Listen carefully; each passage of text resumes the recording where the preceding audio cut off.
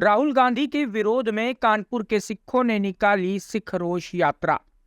बता दें कि बीते कुछ दिनों पहले अमेरिका में राहुल गांधी द्वारा सिखों को लेकर दिए गए विवादित बयान का विरोध अभी तक शांत नहीं हुआ है। इसी कड़ी में आज कानपुर के गुमटी गुरुद्वारे से सिखों ने सिख रोष यात्रा का शुभारंभ गुरु की अरदास के साथ किया। अपना रोष प्रकट करना है। आज जिन्हें अनसन सही होके राह पैंदे रक्षा करनी, किसी को कोई प्रकार की परेशानी ना होए, कोई अपने नूं वड्डा, कोई अपने नूं छोटा ना समझे।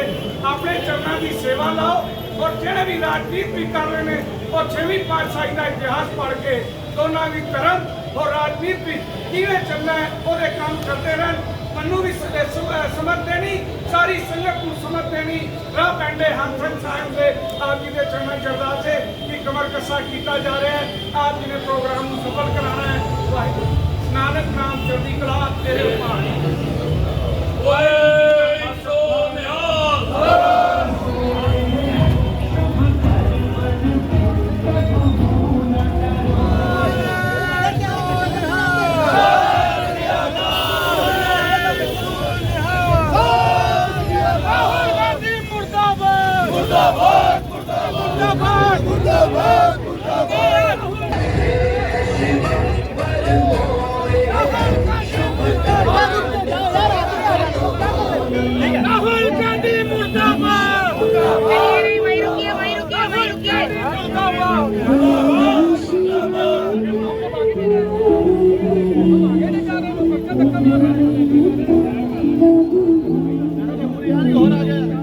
वहीं इस रोष यात्रा में सिखों ने हाथों में तख्ती लिए हुए राहुल गांधी मुर्दाबाद के नारे भी लगाए।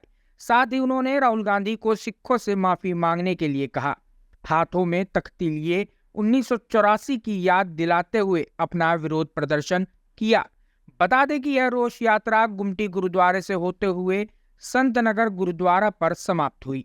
वहीं सिख समाज के लोगों ने बताया कि अमेरिका के टेक्सास शहर में राहुल गांधी द्वारा सिखों पर दिए गए विवादित बयान को लेकर आज यह रोष यात्रा निकाली गई है, जिसमें सिख समाज की संगत ने बढ़ चढ़कर हिस्सा भी लिया है। वहीं आज निकाली गई इस रोष यात्रा में मुख्य रूप से गुरविंदर सिंह छाबड़ा, सरदार नीतू सिंह, अजीत छाबड़ा, रिम्पी बिंद्रा, सरदार मनप्रीत सिंह, सरदार अमरजीत सिंह आदि लोग मौजूद रहे। अमेरिका में कांग्रेस के सांसद राहुल गांधी ने एक बयान दिया कि भारत में सिखों को कड़ा और पगड़ी पहनने से रोका जा रहा है। ये उनका सरासर गलत बयान है और उस बयान को सपोर्ट करने वाला जो पूरे भारत नहीं पूरे विश्व में अस्थिरता फैला रहा है, सब पन्नू, उसने उस बयान का समर्थन किया है। इसका मतलब कि ये जो बयान दिया राहुल गांधी ने, ये कहीं ना कहीं खालिस्तानी सोच के कारण दिया है। वो भारत में अलगाव चाहते हैं, जबकि उनका इतिहास रहा है।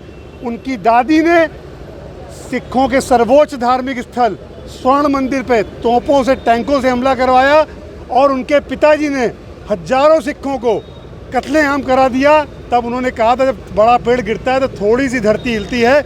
उस थोड़ी सी धरती हिलने में उन्होंने हजारों सिखों को मरवा दिया और आज तक माफ़ी नहीं मांगी। और उसके बाद जब वो भारत के बाहर जाते हैं तो देश को तोड़ने का काम करते हैं। इसके लिए पूरे विश्व के सिख समाज में बहुत रोष है।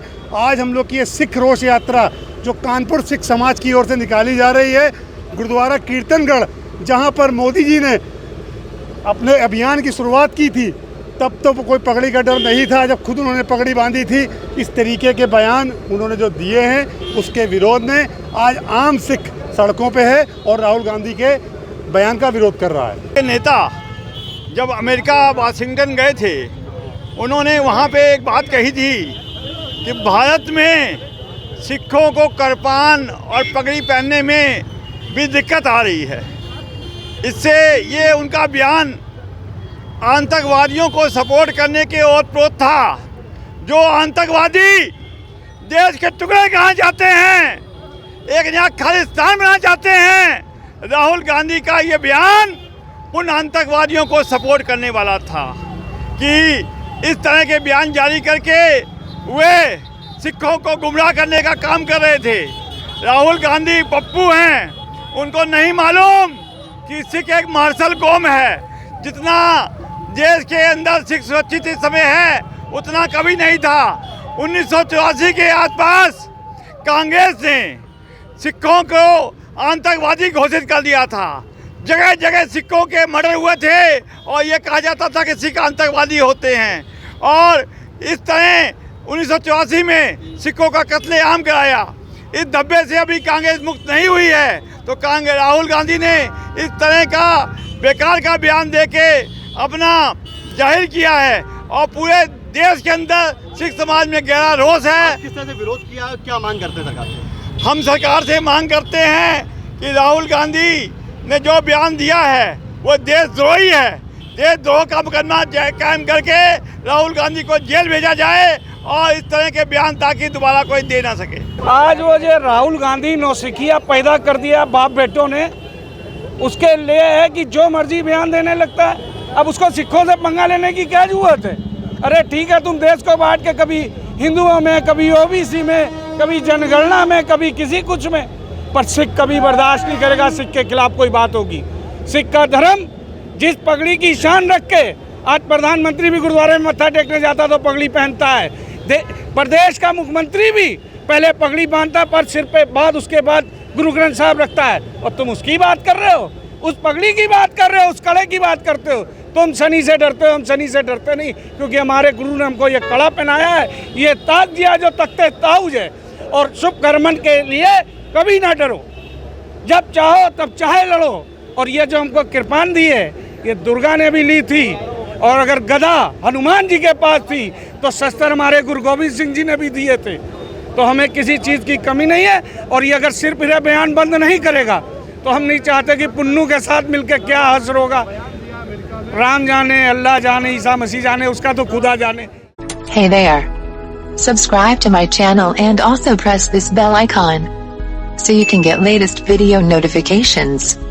And this is absolutely free.